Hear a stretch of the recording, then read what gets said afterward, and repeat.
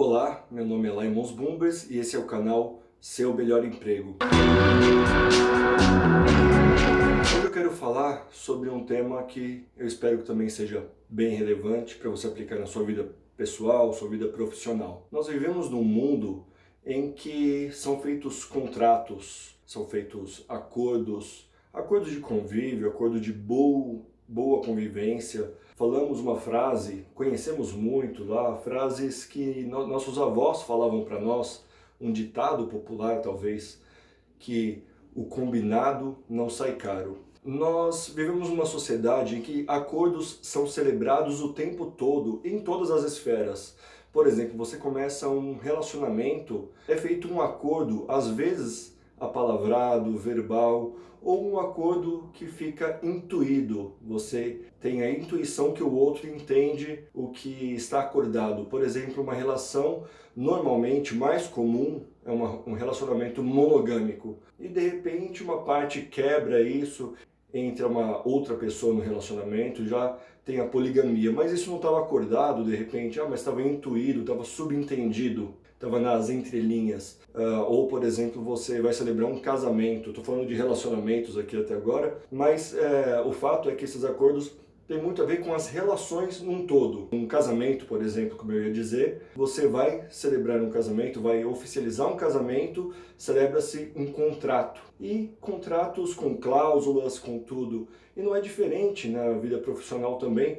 Nós fazemos acordo, nós fazemos negociações, acordos e celebramos isso, esses contratos, o contrato de trabalho, uma convenção coletiva, todos eles são contratos com acordos, ali tem as cláusulas, tudo por escrito. Mas eu te pergunto, até que ponto a sua palavra tem credibilidade? Até que ponto você é uma pessoa confiável? Por que nós celebramos tantos acordos, tantas formalidades, tantas assinaturas, firma reconhecida, gasta-se dinheiro com cartórios e tudo mais? Justamente porque as pessoas não têm sido tão confiáveis, nós precisamos ter tudo por escrito. Ainda tem uma derivação dessa frase que diz: o combinado não é caro nem barato, é apenas o combinado. E sendo o combinado deveria ser suficiente. Mas algumas pessoas vão dizer: o combinado e enviado por e-mail não sai caro. O combinado e documentado não sai caro. Por que nós documentamos, enviamos e-mails, temos WhatsApp para mostrar? Porque nós estamos vivendo uma sociedade, principalmente no Brasil, infelizmente, que o nível de confiança é muito baixo. Claro que tudo isso tem uma raiz entre cidadãos, na sociedade. A questão de confiança está muito ligada a esse abismo, essa desigualdade social, a pobreza, a corrupção. Então tudo isso faz com que o Brasil, por exemplo, não seja um país tão confiável para se fazer negócios, para empresas de fora, para se investir. Trazendo isso para a sociedade, para os indivíduos, isso não é tão diferente. Infelizmente nós celebramos acordos, mas em algum momento alguma parte não cumpre o que foi acordado. Ou uma das partes cobra algo que não estava combinado, ou discorda de algo que foi combinado lá atrás. O combinado não sai caro. Se nós entendêssemos isso e levássemos isso a sério de fato, muito provavelmente nós teríamos facilidade de convívio, de confiança. Você tem ideia de que a falta de confiança, a desconfiança leva ao medo, o medo leva ao egoísmo? Estudos vão dizer isso, vão mostrar isso claríssimo. Quanto mais desconfiantes, mais medrosos nós somos. Quanto mais medrosos e desconfiantes, mais egoístas. Porque a partir do momento que eu tenho falta de confiança, não confio no meu próximo, eu tenho medo do meu próximo. Eu tenho medo que meu próximo de alguma forma me traia. E por ter esse medo, eu também começo a pensar mais em mim. Então eu preciso ver o meu primeiro. Como eu preciso ver o meu primeiro, eu me torno mais egoísta, começo a pensar mais em mim. Então uma sociedade em que vive com medo, desconfiança e egoísmo tende muito a ter como raiz disso essa desigualdade social, a pobreza e também a corrupção. Ao mesmo tempo que eu quero falar algumas questões bem importantes, eu vou mostrar para você o quanto que o combinado não sai caro e o fato de as pessoas esquecerem o que foi combinado ou não estarem nem aí para o que foi combinado, acabam prejudicando o decorrer da empregabilidade. Eu me torno não empregável, eu perco oportunidades de emprego, porque em algum momento pode ser que eu tenha sido não confiável. Algumas empresas vão ter receio, medo de me contratar. Até as pessoas vão ter receio, medo de me indicar para alguma empresa, para alguma vaga. Pode ser que isso esteja acontecendo com você. Por exemplo, se você avaliar quantas reclamações são trazidas ao RH das empresas ou chegam até o RH pelos gestores ou pelos próprios funcionários, chegam até o RH muitas vezes reclamações que não têm fundamentos e as pessoas batem na tecla que estão certas. Alguns exemplos aqui. O funcionário entra em contato dizendo: poxa, eu fui advertido verbalmente ou por escrito e eu achei injusto isso. Por que você foi advertido? Porque eu faltei e não trouxe atestado. Foi uma falta injustificada, mas isso é acordado. Mas não está escrito no meu contrato de trabalho que eu não posso faltar injustificadamente. Mas isso está na legislação. A gente entende que tudo o que está acordado deveria estar por escrito. E é fato, seria muito melhor que tivesse tudo por escrito. Mas eu não vou colocar num contrato, por exemplo, olha, você não pode dar um tapa no seu colega de trabalho. Você não pode dar uma porrada no seu chefe. Porque isso é óbvio. Tem muitas questões que são questões de senso comum, de bom convívio. E nós, quando não cumprimos, é porque não queremos cumprir. Então não dá para dizer, não sabia que não podia dar um tapa no meu colega de trabalho. Eu não sabia que eu podia vir trabalhar vestido de qualquer jeito num ambiente que exige que eu me vista terno e gravata. Então tem regras da empresa, as regras que a empresa coloca como exigência, e tem as regras comuns, além daquelas do contrato de trabalho que a legislação já coloca, já prediz. Então você deixa de cumprir, aí chega a reclamação. Eu fui advertido, como eu dizia, e eu não concordo, achei injusto. Por que injusto? Aquilo é comum. Eu fui advertido porque eu cheguei atrasado alguns dias e até que eu fui advertido. E as pessoas vão trazendo reclamações. Por exemplo, chega o pagamento, o holerite chega na mão do funcionário. Eu estou dizendo isso para você, que eu espero que entenda como trabalhador, como alguém que busque o primeiro emprego, que isso vai acontecer no seu dia a dia e você pode ser que tenha essas reclamações. Mas antes de reclamar, pense um pouquinho se aquilo que você está reclamando faz sentido ou não. Se realmente aquilo que você diz, isso é injusto, se realmente é injusto. Na maioria das vezes, não é. Então você recebe o seu holerite, você fala, poxa, mas tem um desconto aqui que eu não concordo, mas você assinou lá um papel de que você, aderindo a tal tipo de benefício, você teria um desconto X no seu pagamento. Então você tivesse percebido isso antes, né? Mas você assinou, entendendo isso. Você vai celebrar contrato de aluguel, tudo isso tem as questões contratuais que você precisa estar atento. Quantas vezes a gente deixa de entender as regras da empresa, as regras do jogo, porque não lemos o contrato, ou muitas vezes até porque não combinamos nada. O conceito de contrato é harmonizar, de combinar. O combinado não sai caro, é harmonizar, concordar. Duas partes que têm opiniões iguais. Olha, isso vai ser assim, ok? Ok, eu concordo. Ok, estou de acordo. Então, ambas as partes estão de acordo, ou várias partes estão de acordo. Mas muitas vezes a gente esquece do que a gente acordou, do que a gente combinou, e deixa de cumprir o combinado. Vou dar mais um exemplo, e isso acontece muito. Você está trabalhando numa empresa, e a empresa tem lá um benefício que é, olha, para alguns cargos, a empresa paga um percentual ou o valor cheio de uma graduação ou de uma pós-graduação, desde que esteja dentro da área que você trabalha. E aí tem lá uma cláusula, mas tendo esse benefício, você precisará permanecer na empresa por mais um ano após o término do seu curso. Então você tem lá uma cláusula dizendo que você não pode pedir demissão até um ano depois que você termina o seu curso, por exemplo. E se você pedir demissão antes, então vai ter uma multa, que é o quê? Vai ser descontado de você todo o valor que a empresa teve de gastos, de custos, para pagar a sua pós-graduação, a sua graduação, o seu curso X. E aí vai lá na sua rescisão, você pede demissão, você recebeu uma proposta de emprego muito bacana para sair da empresa que você está e para ir para outra. Você vai lá assinar a sua rescisão, tem um desconto lá de, por exemplo, 10 mil reais. Poxa, mas o que são esses 10 mil reais? É a sua pós-graduação que você estava fazendo, você está saindo antes do combinado, que era 1 ano, então tem lá aquela cláusula do que a gente estava pagando, nós estamos descontando aqui. Ah, mas isso não é justo, eu estava contando com esse dinheiro. Mas por que não é justo? Não foi o combinado? O combinado não sai caro.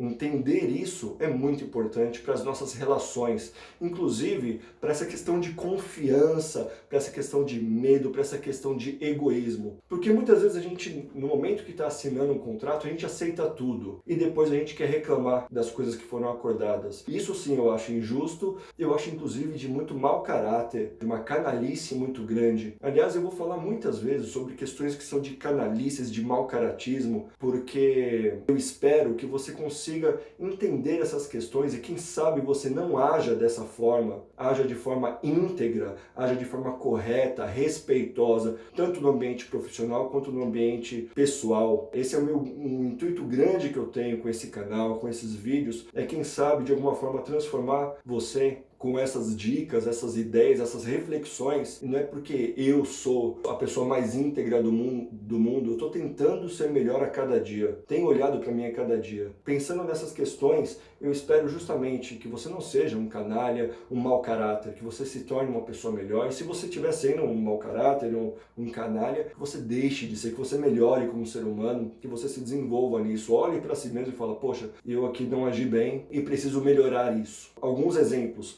Descontou da minha rescisão o valor da pós-graduação, eu acho injusto. Inclusive, o emprego que você está conseguindo agora é justamente porque a empresa que você estava trabalhando estava pagando a sua pós-graduação, a sua graduação, seja lá o que for, te capacitando através de bancar o teu curso. E você, através disso, melhorou o seu currículo e conseguiu esse emprego melhor numa outra empresa que está te oferecendo um salário melhor, um cargo melhor, uma possibilidade de crescimento mais rápido, seja o que for. Mas a questão é que você, na hora de assinar a rescisão, não está de acordo com aquilo que foi acordado. Você está discordando daquilo que foi acordado. Uma coisa que eu deixo aqui já para você, quando você vai assinar algo, não assine por ímpeto, por necessidade apenas. Leia e lembre, olha, eu estou de acordo com isso.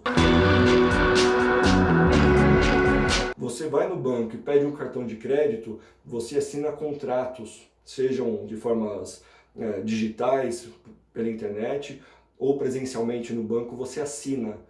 E você sabe que se você atrasa o pagamento da fatura, o que acontece? Você paga juros, e juros absurdos de um cartão de crédito. E aí você pode falar, poxa, eu não concordo com esses juros absurdos. Pois é, mas estava no contrato. Tudo isso está descrito lá, talvez até percentuais. Tenha cuidado com isso. No casamento, você casou e está numa relação monogâmica, como eu disse, de repente você está traindo a sua esposa, você está traindo o seu marido e uma das partes descobre e de repente quer o divórcio. E você fala, não, mas eu não fiz nada de errado. Não, você quebrou um contrato, uma cláusula do contrato, um contrato de bom convívio. Se você tem uma relação que não é monogâmica e ambas as partes estão de acordo, nada contra isso. Está acordado, está combinado, está harmonizado sobre isso. Quero falar agora de CLT e PJ. Você está trabalhando como CLT, sua carteira é registrada, e você de repente recebe uma proposta de uma outra empresa, mas essa proposta é para ser um PJ. Você aceita ou não? Na semana passada, uma pessoa me procurou para que eu a ajudasse a tomar uma decisão. E eu vou falar apenas a questão de valores, não vou nem falar, dar exemplos de valores, entender aonde eu quero chegar, se vale a pena ser CLT ou PJ. Eu falo, Laimons, atualmente eu estou trabalhando, ganho 5 mil reais por mês, sou registrado em carteira com 5 mil reais. E eu recebi uma proposta de trabalho, mas é para ser PJ. E lá eles querem me pagar 6 mil reais como PJ, e se eu atingir algumas metas, eu posso receber um bônus de até R$ 1.800. Então 6.000 mais 1.800, 7.800 se batesse todas as metas, atingisse todos os excelentes resultados. Senão ele ia ter os seus 6.000, 6.000 e pouco, atingindo parcialmente a meta. E ela perguntou para mim, você acha que vale a pena? Eu pensei e falei para a pessoa, se você estiver olhando só para a questão financeira, não vale a pena. Não entrei no detalhe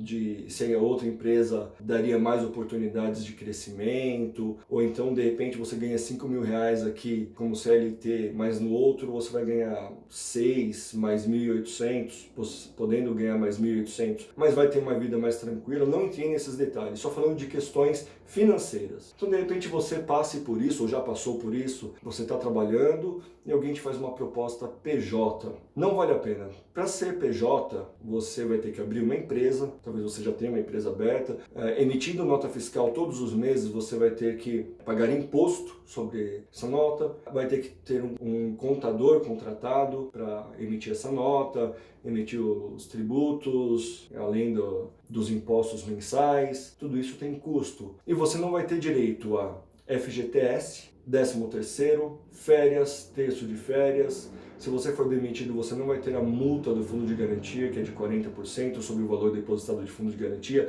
seguro-desemprego, recolhimento de INSS para fins de, se você se acidenta, ou lá na frente, para fins de aposentadoria, você não está recolhendo INSS como PJ.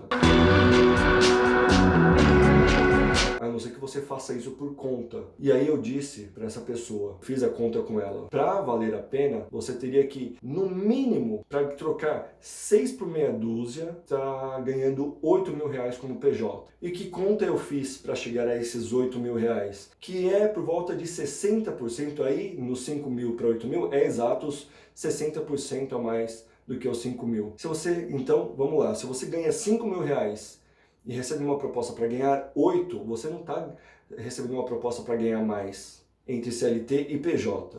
Você está recebendo uma proposta para ganhar, para empatar praticamente os 5.000 com os 8.000. A diferença entre uma e outra é que a de 8.000 você tem no seu bolso todo mês um valor maior no seu bolso, um poder de compra maior. Você pode fazer uma parcela de, sei lá, tirando impostos, tudo, você consegue pagar aí parcelas de um financiamento até R$ 7.000 você vai ter para gastar todo mês. E com 5.000 você com os descontos tinha 4.000 de poder de compra. Então o seu poder de compra muda. Mas, colocando na ponta do lápis, você passou a ganhar 8.000 como PJ. Você coloca lá na sua planilha de Excel. Impostos, tanto, vai ser de 6,5% para mais. A contabilidade, tanto. Aí você separa lá, até para você saber, se você quiser fazer essa reserva, que a empresa, quando te contrata como CLT, acaba fazendo uma reserva para você, que é o seu fundo de garantia que está sendo depositado todo mês, o pagamento do seu INSS que está sendo pago todo mês, uma parte desconto de você, mas a empresa paga por volta de 28%, 29% do seu salário sobre INSS. A empresa está guardando um dinheiro para você todos os meses para no final do ano ela te pagar o seu 13º, para quando você sair de férias ela remunerar as suas férias e te pagar ainda mais 1/3 sobre o seu valor de férias, tudo isso. E ainda os benefícios que a empresa dá, vale transporte, vale refeição, assistência médica, são coisas que você não vai ter como PJ.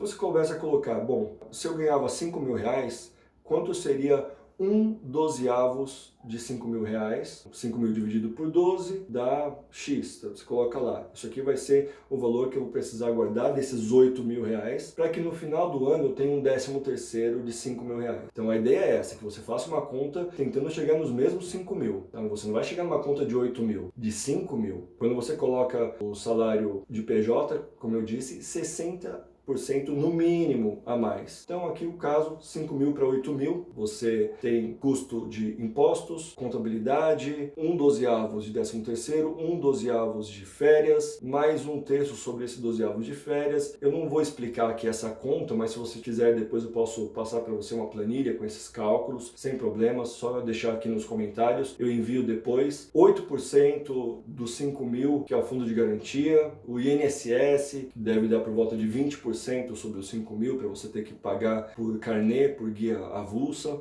vai fazendo a conta e você vai falar quanto me sobra. Se eu tinha 8 mil e tudo isso aqui eu teria que guardar como reserva para ter os mesmos benefícios que eu tenho quando eu ganho 5 mil, quanto vai me sobrar dos 8 mil? Vai te sobrar por volta de 4 mil e pouquinho, que você vai perceber que você vai ter o mesmo poder de compra que você tinha quando você ganhava 5 mil.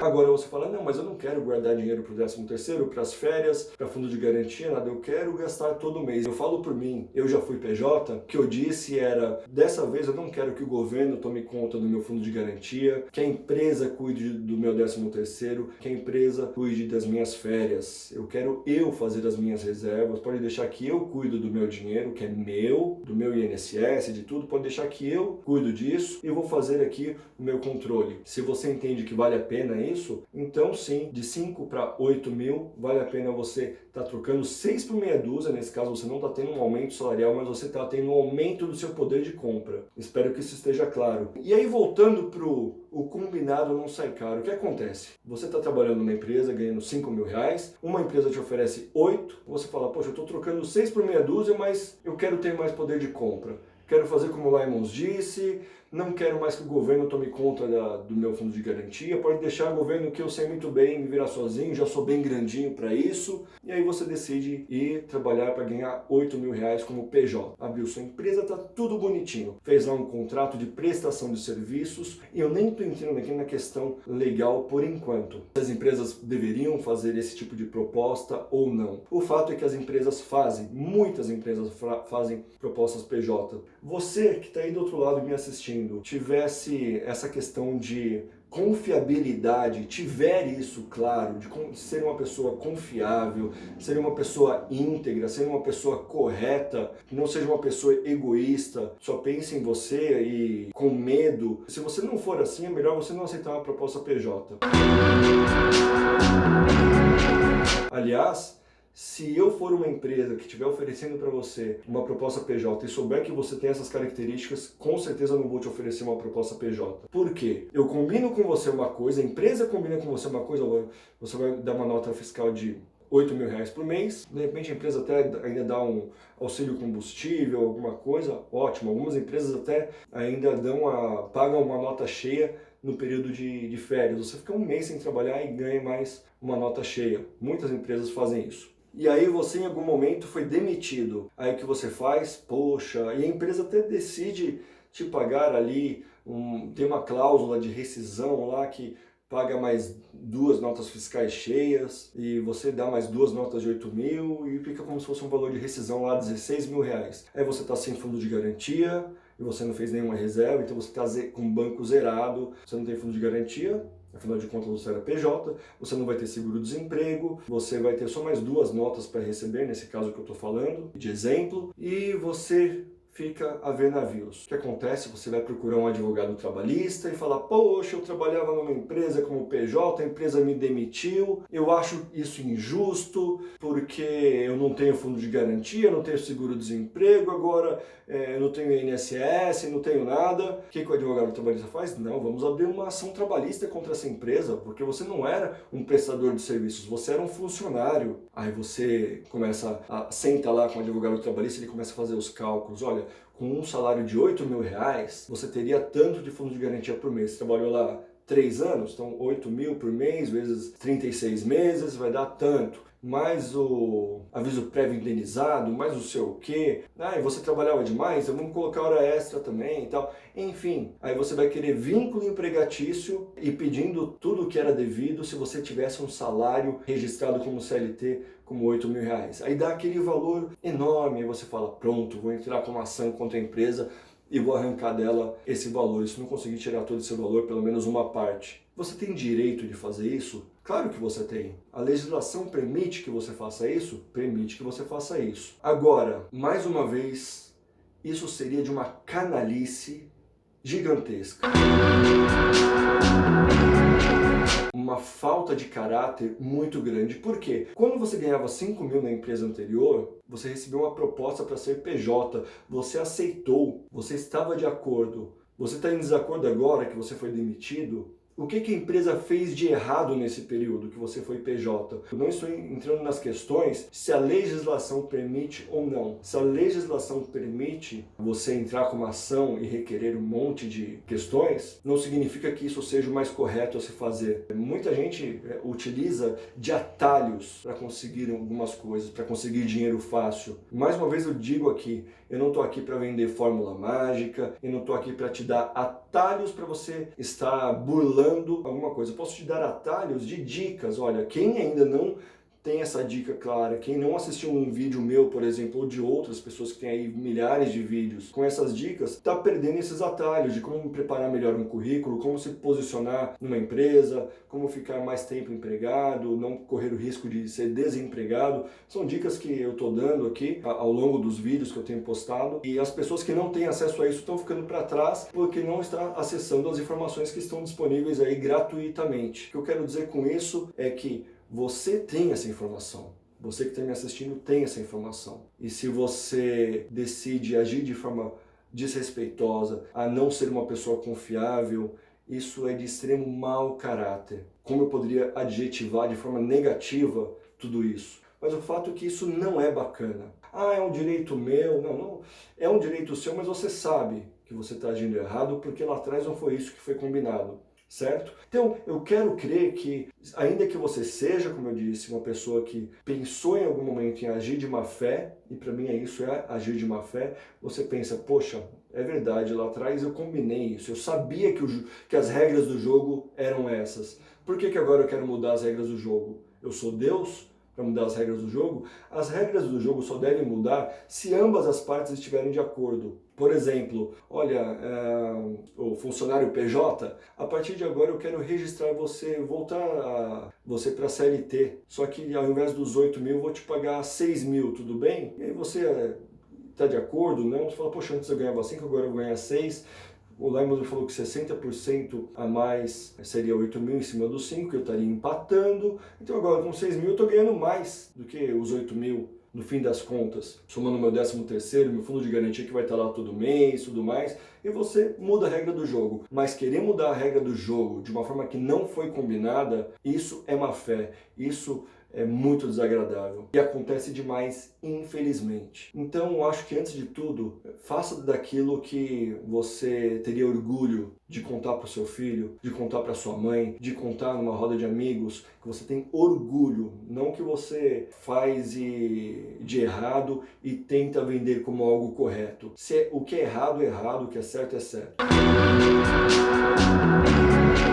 Mais uma vez, pode ser que você se zangue com o que eu estou falando, eu já disse, eu vou trazer daqui verdades, vou colocar aqui situações, não se zangue comigo, se quiser se zangar também, eu sinto muito, mas são as verdades do dia a dia. Lembrando que justamente porque não cumprimos com o que foi combinado é que a falta de confiança, medo e egoísmo. É uma decisão sua alimentar essa falta de confiança, medo e egoísmo ou tentar transformar a sociedade em todas as suas esferas profissionais, políticas, pessoais, onde você quiser imaginar, menos corrupta, menos desigualdade social, menos pobreza, tudo isso está vinculado. O nosso jeitinho brasileiro deveria ser extinguido. Esse mau caratismo deveria ser extinguido. Aquilo que foi apalavrado, combinado, deveria ser cumprido à risca. Eu falei um pouco de CLT versus PJ, até que ponto vale a pena. Se você tiver uma mente sadia, uma cabeça boa para aceitar uma proposta PJ, quiser comparar esses valores, vale a pena, não vale a pena, 60% em cima do que você ganha hoje é o que você deveria aceitar para empatar. Ah, Lemos, eu até aceito ganhar um pouco menos, vai ganhar uns 7 mil, como se fosse um salário de, sei lá, R$4.500, rebaixo o salário de 5 mil que eu ganho hoje, mas aumento o meu poder de compra. Nesse momento eu preciso de poder de compra, ainda que no fim das contas eu esteja ganhando menos. Pode ser uma opção sua. Falando a longo prazo, o que vale a pena é no mínimo 60% do que você ganha agora. E se a empresa oferece um valor, você está desempregado, chega alguém, te oferece um valor de R$10 mil ou de R$5 mil como PJ, e você fala, quanto seria isso naquela conta de 60% a mais do Limes. Você faz a conta inversa e chega, entende em qual salário você estaria se fosse um CLT, um salário de repente R$ 3.000, você está ganhando 5 como PJ. Eu não fiz a conta aqui de 60% sobre 3.000, mas só dando de exemplos para você entender.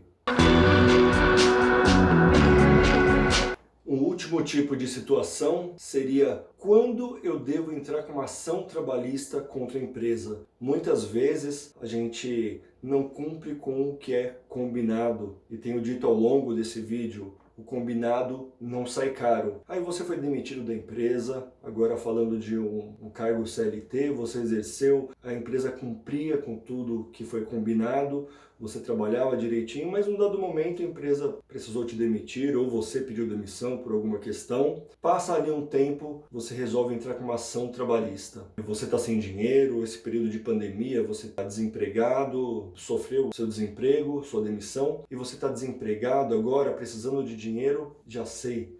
Vou entrar com uma ação trabalhista contra aquela empresa, quem sabe eu não consigo aí algum valor. Como eu disse, muitas das nossas ações e essas atitudes que eu tenho colocado ao longo do vídeo podem estar sabotando inclusive a sua recolocação profissional. Eu vou dizer um pouco disso. Você entra com uma ação trabalhista, a empresa pagou tudo o que devia para você, pagou suas horas extras, cumpriu com tudo o que estava acordado, e você cumpriu com a sua parte, mas aí você ali desempregado, você resolve entrar com uma ação trabalhista. E aí você vai no advogado trabalhista e coloca-se lá pedido de horas extras, pedidos de adicional noturno, insalubridade, periculosidade, um monte de coisas que você sabe que você não tem direito, mas o SPP, se pegar, pegou. Você vai nesse SPP de se pegar, pegou, porque a empresa é que tem que mostrar provas de que o que eu estou pedindo não é verdade. Vai lá para a audiência trabalhista esperando arrancar um bom dinheiro da empresa. Como eu disse, eu não quero ensinar você a pegar atalhos para conseguir dinheiro fácil, e sim ter atalhos para conseguir algo digno, honroso, que é o seu trabalho, a ser uma pessoa confiável, a ser uma pessoa menos egoísta, a ser um ser humano melhor para toda a sociedade, no ambiente corporativo, no ambiente pessoal, em tudo isso. E aí você entra com uma ação trabalhista de forma injusta, pedindo coisas que você sabe que você não teria direito. A empresa tem que juntar documentos, junta cartão de ponto, junta olerite, junta tudo para provar que aquilo que está sendo pedido na reclamação trabalhista não faz sentido, e o juiz vai olhar tudo aquilo e de repente vai chegar num acordo de um valor baixíssimo porque nada daquilo que você estava pedindo realmente fazia sentido. O que acontece de monte, infelizmente.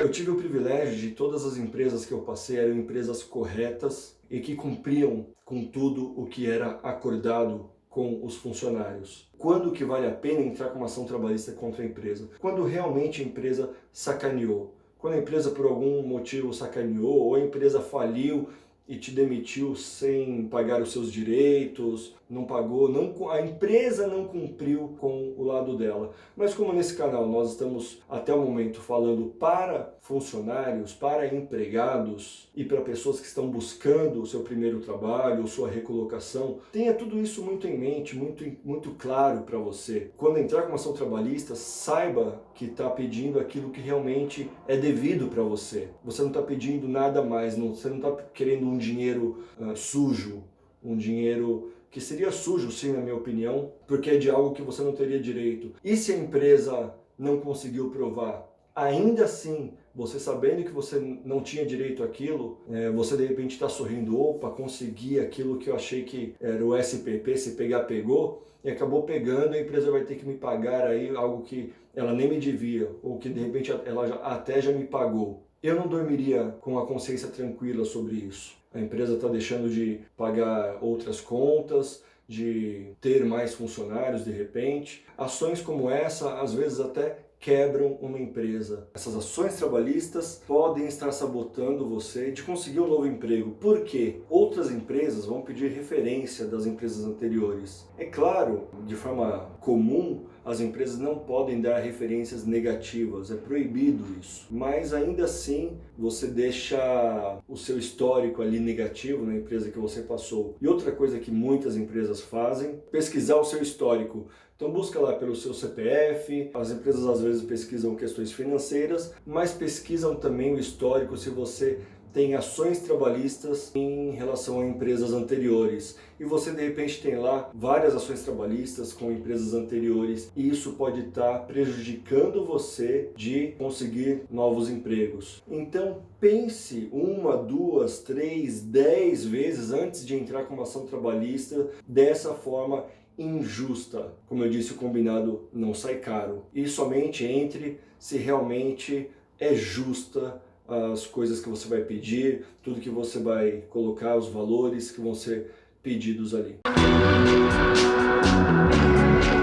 Essa desconfiança, esse ambiente de desconfiança, não confiar, de medo, de egoísmo, leva a muitos investidores fora do Brasil a não querer investir no Brasil. E eu vou investir no Brasil, onde o funcionário brasileiro vai entrar com ação contra mim, se eu contratar como PJ, vai querer depois requerer que era funcionário CLT, ou que era um funcionário e requerer tudo que ele teria como se fosse CLT, um monte de mentiras e tantas coisas. Eu estou falando aqui voltado para funcionários. O investidor olha para a economia, olha para tudo. O Brasil não é um país confiável e eu e você fazemos parte de tornar o Brasil menos confiável ou mais confiável. Mais uma vez eu digo, o combinado não sai caro. Eu quero crer que você, caso seja alguém assim, que pensava em colocar uma ação trabalhista, colocar a empresa no pau, como falam, ou vive reclamando, falando que a empresa é injusta, essa empresa não é boa, essa empresa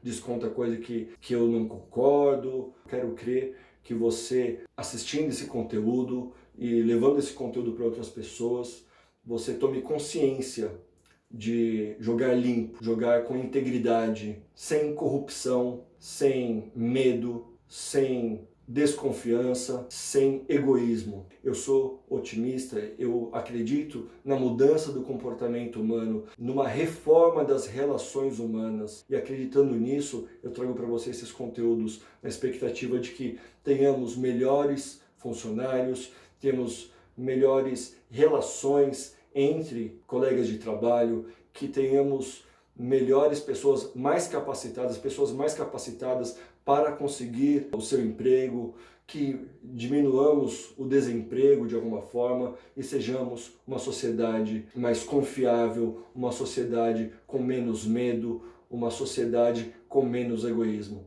E se você gostou desse conteúdo, não esqueça de compartilhar, não esqueça de deixar o seu comentário, inclusive você pode sugerir outros temas. Se você gostou ou não gostou, quiser comentar aqui embaixo, fique à vontade. Se gostou, me siga nas redes sociais, compartilhe com amigos e espero você com mais conteúdos que espero seja relevante. E mais uma vez, não vou trazer fórmulas mágicas, mas espero que seja relevante, que faça refletir sobre tudo isso. Um forte abraço e até mais.